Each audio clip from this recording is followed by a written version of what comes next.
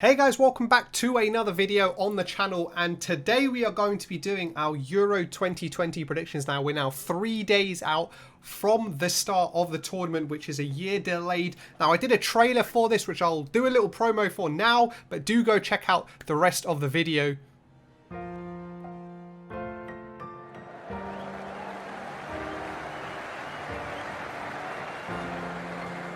It was a chance for Portugal to win their first major trophy, and for France to win their first title since the 2000 Euros in front of their home crowd. 8 minutes in and Portugal suffered heartbreak. Their main man, highest goal scorer, went down with an injury, one which would force him off in what some argued was the most important game of his life.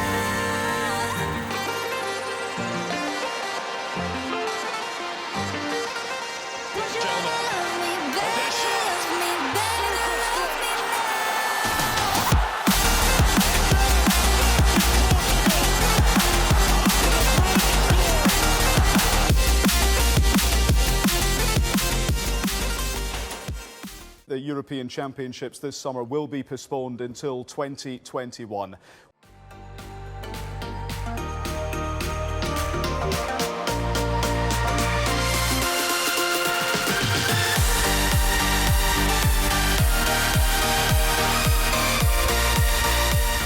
So now that you've watched that trailer and you guys are gassed for the Euros, let's jump into our predictions and let's see who is going to be crowned champions of Europe. So let's start with Group A, where we've got Switzerland, Turkey, Wales and Italy. Now, Italy obviously are favourites for this group. They've been on a crazy form over the past couple of years, with Mancini leading them now as well, and a very lethal strike force in Insigne, Immobile up there as well. They are going to be a force to reckon with in this tournament. They haven't had necessarily the best type of tournaments in the last World Cup and even the Euros before that, but I think they've been slowly building up a team now, and they are by far the best team in this group, and so I think Italy will go top of that group.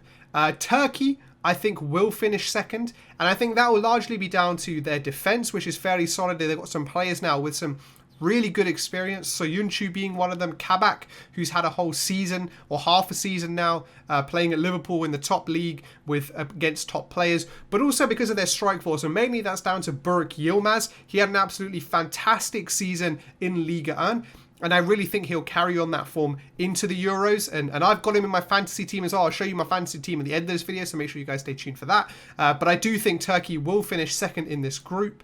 Wales, I think it's an interesting one. I think obviously they're heavily reliant on Gareth Bale for goals, and now he hasn't had the games or been anything like as well as he had been playing before going into the previous Euros, and I think that will really hinder Wales's performance.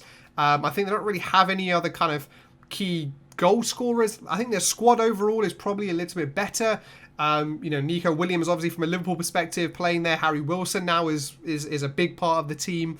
Aaron Ramsey now with some more European experience for him as well. But ultimately, I don't think it will be good enough, and I do think they'll finish bottom of their group. And therefore, that leaves Switzerland, who are again going to be reliant on the likes of Xherdan Shaqiri, who hasn't really played this much that season, but he always seems to step up in those big tournaments. Obviously, he scored that crazy goal at the last Euros, that bicycle kick. But I do think Switzerland will finish third, and Italy and Turkey will automatically qualify from that group. So let's jump over then to Group B, where we have Russia, Belgium, Denmark, and then Finland. Again, in this group, it feels like the winner, barring some crazy outcome, has to be Belgium. They've got such a lethal team. Not even before you get to Kevin De Bruyne and Eden Hazard, you look at players like Romelu Lukaku, even Carrasco, who's had such a fantastic season with Atletico this year, and just all throughout the team. I think defensively, maybe they're not as strong as they once were, but even players like Castagna and people like that have had very solid seasons with their club. And so Belgium by far are obviously going to win this group, but I do think Belgium have a very, very good chance, and I think Romelu Lukaku is just going to absolutely boss this Euros. I think he's had, again, another fantastic season with Inter Milan this year, obviously winning the league with them as well. And I think he is probably up there with Lewandowski with the best strikers, and Harry Kane as the best strikers in Europe. And I think he'll really be looking to put his stamp on this tournament. And, I definitely think he'll be up there for top goal scorer. I do think that Denmark will finish second in the group. I think Denmark have a really good spine of a team. Obviously, Kasper Schmeichel now, who's had some good experience of tournament football, but again, just been so consistent for Leicester over the past couple of years. But then you look at the likes of Eriksen, the likes of Christensen, the likes of Højbjerg, players who have got really good top-level experience in top leagues.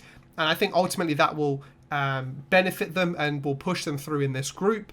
I think Russia will finish third. Russia are a kind of an interesting package. You know, they seem to do well at major tournaments. Obviously, last time out, they were in their home country, which obviously helped them, but they are just a really awkward customer. Obviously, previously with the players like Arshavin, but, you know, still now they've got a very awkward team and a very awkward players to play with.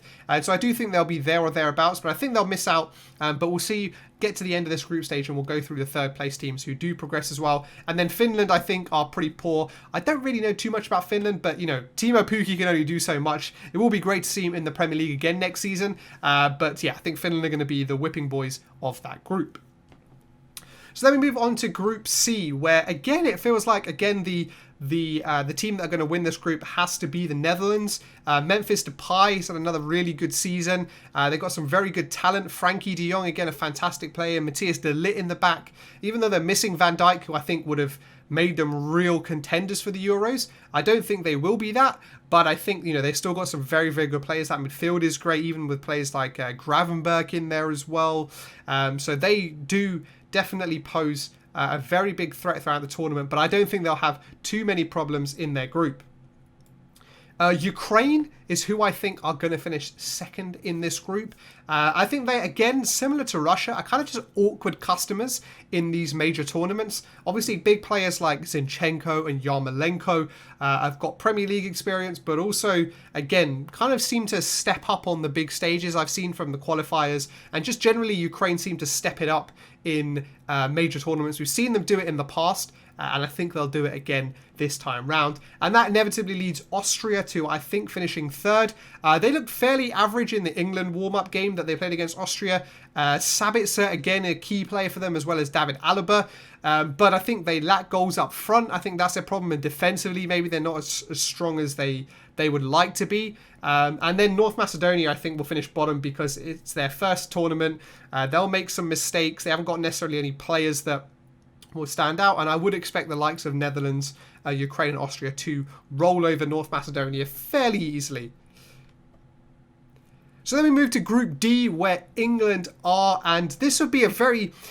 I would love to say, you know what, England are just going to finish top of the group, and I do think they will finish top of the group, but I do not think this will be an easy group. I think obviously it gets to the stage where actually the winner of this group plays the runner-up of Group F, which obviously is a group of death. And so you might see some silly beggars, depending on how the games pan out, with England's last game against Czech Republic, with England possibly trying to maybe finish second in the group to avoid the runners-up from that group of death. But I think Gareth Southgate won't be focusing on that. I think winning the group will be his first priority. I think Croatia will ultimately finish second. They have a very strong team. I think the team hasn't really evolved too much from that team that got to the World Cup final. They're still heavily reliant on the likes of Brozovic, like Perisic, like Modric, who are still very good players. Obviously, Dejan Lovren in there as well, but I don't think they've really evolved since that last tournament, where I think England have evolved quite a lot with the players like Phil Foden now in the team, Jadon Sancho in the team, Jack Grealish in the team. I feel like England have changed a bit and will bring a different dynamic to this tournament, which is why ultimately I think they'll top this group. I do think Scotland will finish third in the group, and the reason being I think they will put on some good performances and good results. I think obviously the derby against England, well, it is a derby, you know, the countries are so close, is going to be a huge game, and I think Scotland will be totally up for that. I do think, obviously, England and Croatia will have too much for Scotland in the end. I think the potency of the strike force and particularly controlling the game in the midfield with the likes of Scott McTominay and John McGinn, who they do have in that kind of engine room, and even Billy Gilmore.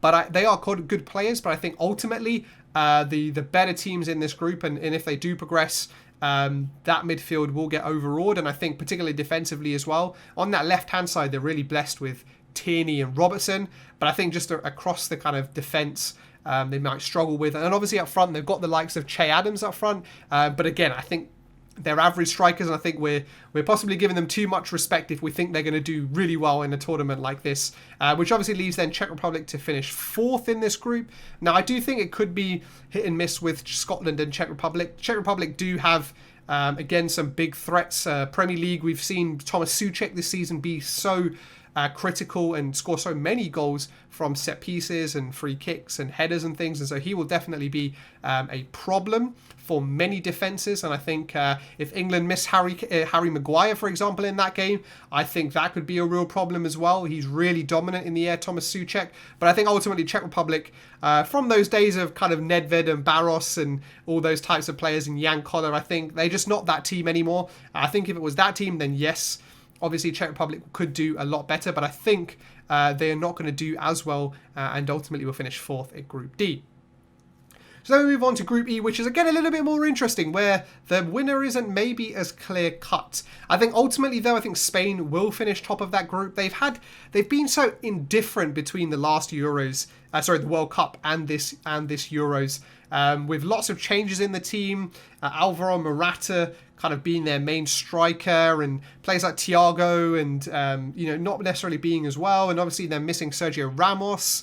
Busquets obviously having COVID, so I don't know how long he's going to possibly be out for. But ultimately, I think Spain have a very good squad, and they will reign supreme in this group and finish top. Now, the next one I think is probably going to be a little bit controversial, and that is I think Sweden are going to finish in 2nd place.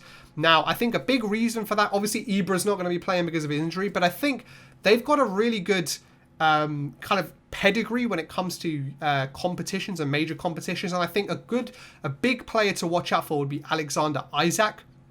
He's a player that's, again, had a very good season in La Liga, and someone who I think could possibly have a real breakout Euros and have a tournament where he really announces himself on a European stage. And, you never know what happens from that. He could possibly secure himself a move to a major team in one of the other European leagues. But I think he could really fire Sweden into automatic qualification from Group E, which then I think leaves Poland in 3rd position. Now, obviously, Poland have Lewandowski. He is as we talked about right at the beginning, in that same talk of Romelu Lukaku and Harry Kane, one of the best strikers, if not the best striker in Europe.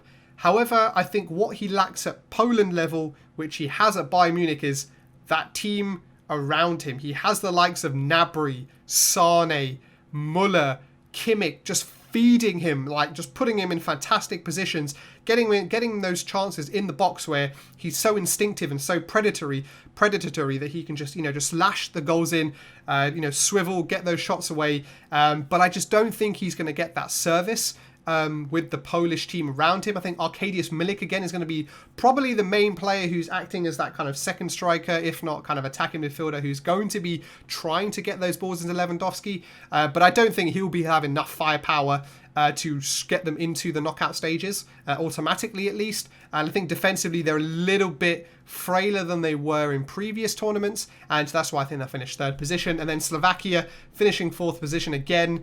I think Slovakia, again, are a bit of an awkward customer when it comes to these tournaments, but I don't think they'll have enough to get through Group E. So then finally we go to Group F, the Group of Death, as it will be called. And you've got Portugal in there, obviously with huge talents. Previous champions, let's not forget, they are coming into this tournament as reigning champions. It could be easy to think, because it was so long ago, that a team, without Bruno Fernandes, a team without Ruben Dias, who are arguably two of Europe's best players this season, were not part of that Portuguese team that did win the Euros. So Portugal will definitely be a threat, given the fact that Ronaldo is still around, and they've just added to that with so many players like João Felix, Diego Jota, Renato Sanchez, Ruben Dias.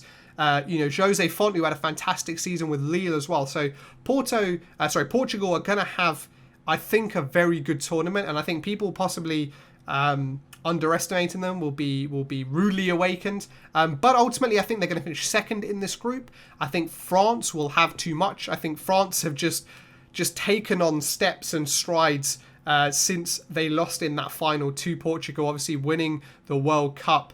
The likes of Kante, Pogba, now Benzema in the attack as well. You know, if Griezmann wasn't potent enough before, they've now got, again, one of those strikers in the same conversation of Lukaku, Harry Kane, Lewandowski, in Karim Benzema up front for them. He is someone who I do think will play. I think Deschamps has brought him into the team because he wants to play him. But, you know, arguably defensively, they're a bit more solid now with, you know, Varane and players like that who have developed as well. So I think France will have too much definitely for in this group. And I think Germany will finish third in this group. I think, again, they've been very indifferent and they've just played a warm-up game against Austria, I think, or Latvia, I think, or someone like that. And they've absolutely thumped them. And I think they look really good against like average opposition. And obviously, Jurgi Low, this is his last tournament with Hansi Flick coming in as well. And it feels like a bit of a transitionary period for Germany. And so I think they might struggle. And I think they've obviously brought Thomas Muller back and Mats Hummels, who haven't played for a long time. Obviously very good and lots of experience at a tournament level, but maybe not at the level of some of the other players and some of the other teams in the Euros. And therefore, that inevitably means that Hungary will finish bottom of the group. But let's not forget, guys, in the last Euros, Portugal and Hungary had a very famous game where it finished, I think, 3-3. And Hungary gave Portugal a very, very good game. And so I don't think Hungary are going to be rolled over as much as the likes of possibly Finland and North Macedonia. But I do think they won't have enough and they will ultimately finish fourth in their group.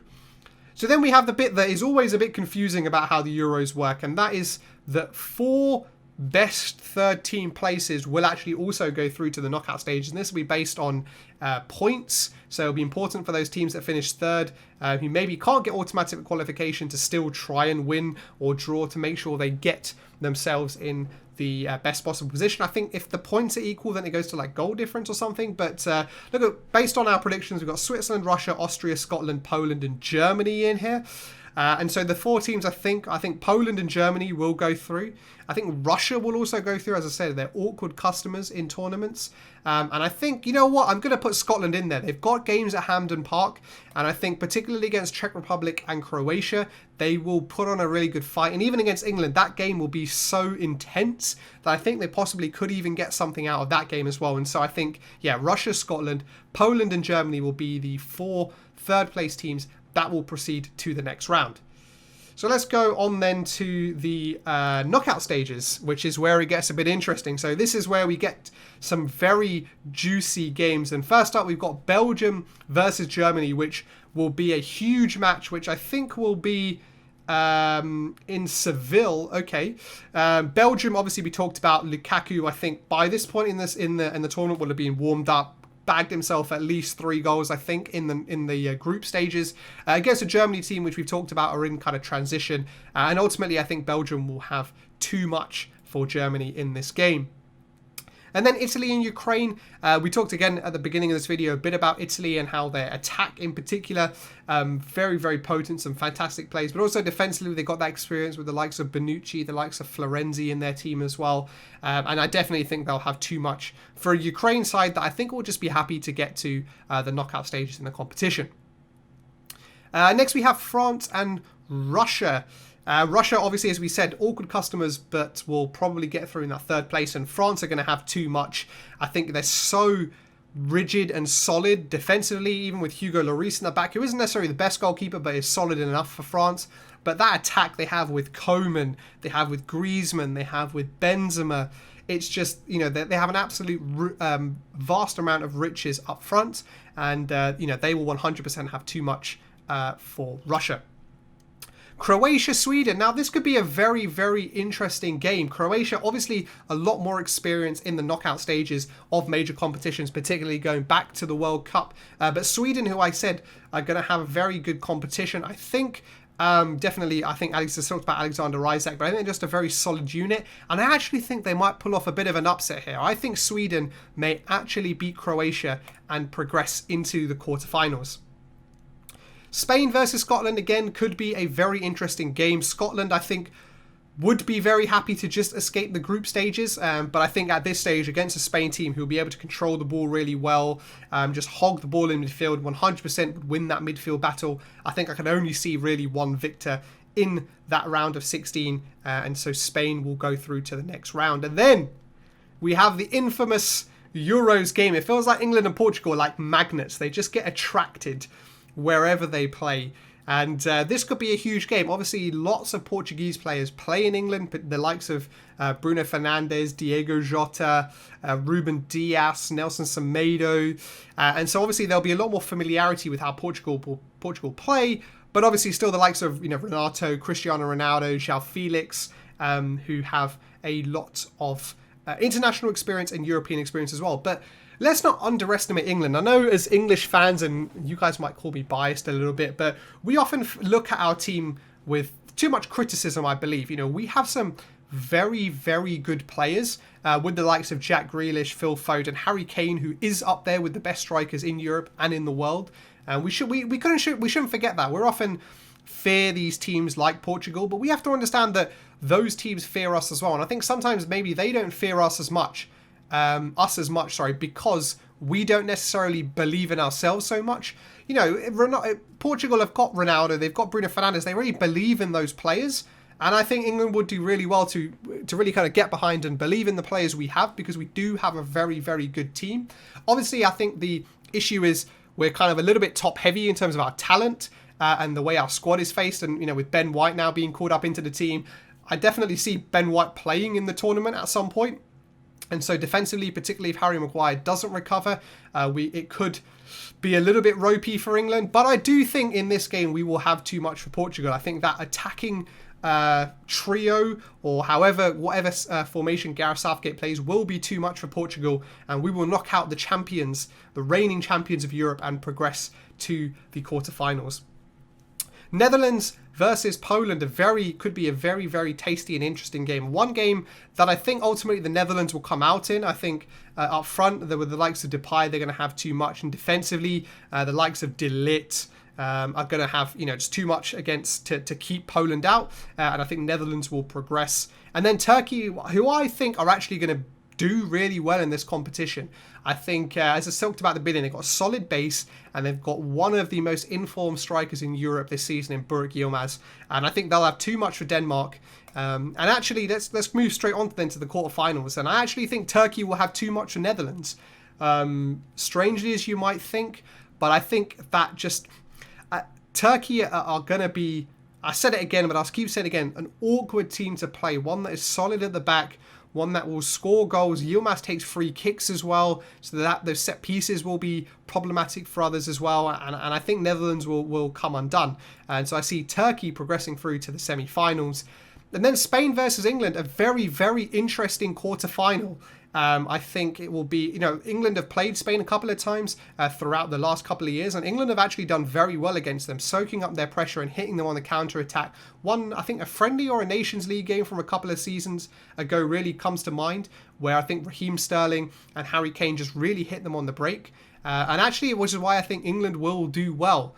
I think the Spain defence with, I think Laporte, who's going to start, and Pau Torres, will not be enough to keep the likes of Harry Kane, Phil Foden, Marcus Rashford, etc. at bay. And I think England will proceed to these semi-finals against Turkey. And then on the other side of the draw, France versus Sweden. I think I've bigged up Sweden. I think they'll get far in the competition, but I think this is about as far as they'll get. I think the France team will again just be too much. Just so much talent across that squad. And it's like you look at the defense, but in front of that defense you have players like Pogba, players like Tolisso, who are just so good, so good at just blocking everything out. And we know how good Kante is, right? We just know how good he is. And I don't see France not being Sweden. And so I think France will proceed to the semi-finals. And on the other side, which is where I think we'll have probably, arguably one of the most interesting games of the Euros, and that'll be Belgium versus Italy. Italy with a team with a good defensive structure. Belgium with a team with so much attacking prowess. And again, also solid defensively with Courtois in goal as well, who hasn't necessarily had the best season for Real Madrid, but again, still such a very solid keeper. But I do think it is going to be Belgium that will proceed out of this quarterfinal. I think ultimately they'll have too much. And I'm a big fan of Romelu Lukaku, if you haven't already guessed from this video. And I think he will provide too much. His aerial presence, his dominance, his hold-up play will just be too much for Italy. And they'll go into the semi-finals against France. And then so we move on to the semi-finals. Belgium versus France, which is like just mouth-watering even thinking about the game. It could just be absolutely huge game.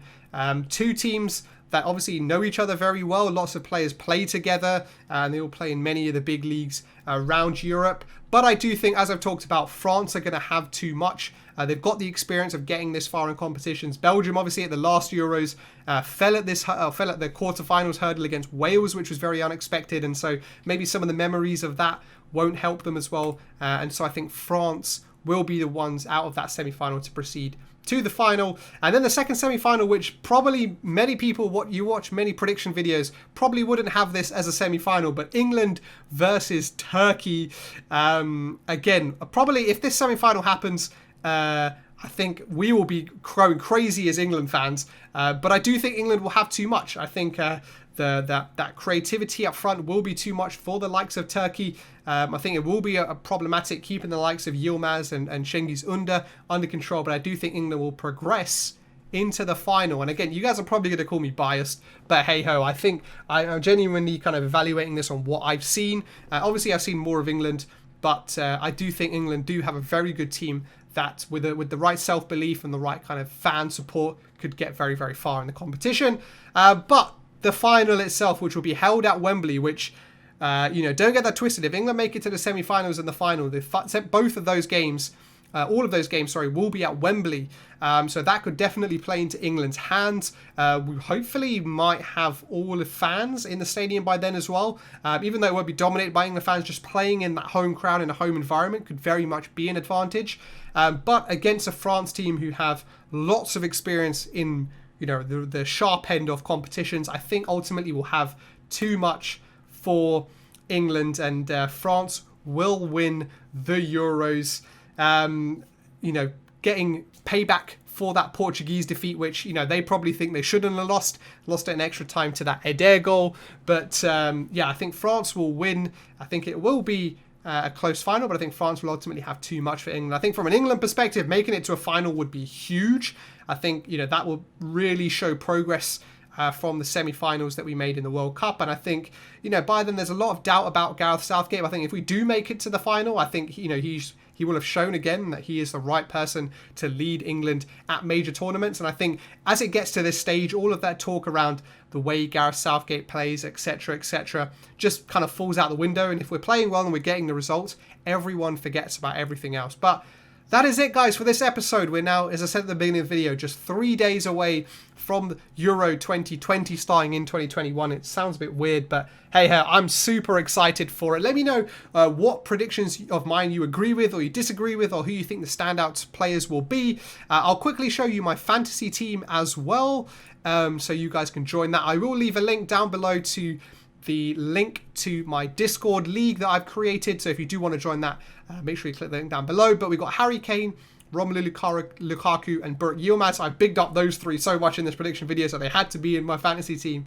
And then in midfield, we've got Mason Mount, Yuri Tielemans, and Thiago. Players that I think will have, they're in kind of fairly good groups, but also will definitely both score and assist themselves as well. And then in defence, we've got Aymeric Laporte, who obviously changed nationality from France to Spain, and then Luke Shaw, who I think will start every game definitely, and particularly if he plays as a left wing back, could definitely get some assists. And then Zinchenko again, who could play on the left, possibly even midfield to get some assists. And then Bonucci, who I think will start for Italy, I think. But again, who I think will have a fairly good tournament. They've got a fairly easy group. Obviously, Italy play Turkey, so that's a little bit of a problem, but we'll deal with that. And then I've got Courtois in goal. I think Belgium will do very well. They've got a very good, strong defence. And then my bench is just Kasper Schmeichel, Ristovski from North Macedonia, Kante, and then Thomas Souček, who possibly might go in for Thiago, because obviously we talked about Souček and his aerial presence. But that's it for this video, guys. I hope you enjoyed this one. As I said earlier, let me know in the comments below what my predictions you agree with or maybe disagree with. But I'd love to have that debate and conversation with you guys in the comments. But as always, guys, if you enjoy this video, make sure to like and also subscribe if you're not already subscribed to the channel. But thank you all for watching. There will be lots more Euro 2020 content coming with various different creators on the channel as well. So make sure you subscribe for that one. But thank you guys for watching, and I'll catch you guys on the next one.